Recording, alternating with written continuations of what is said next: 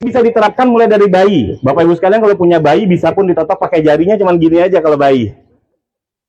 Ya, satu jari gini aja. Senyamannya, jangan ditekan, diginiin aja. Terapinya di mana aja kalau panas, demam, tengkuk satu. Tadi udah tahu ya cara nerapi tengkuk. Tengkuk, belikat sebelah kanan, belikat sebelah kiri, dan area lambung. Ini kalau demam. Insya Allah Bapak Ibu sekalian, ini panasnya biasanya turun, tapi kalau panasnya karena virus, dia naik lagi. Totok lagi aja.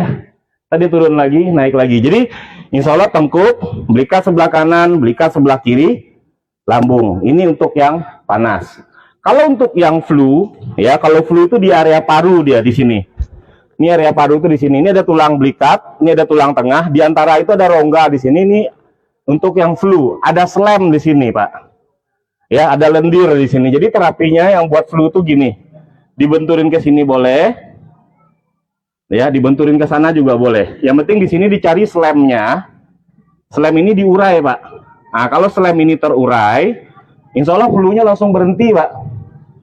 Gini. Nah, dibentur ke sini boleh, dibentur ke sini boleh. Begitu juga kiri dan kanan. Nah, kalau batuk ini tambah lambung.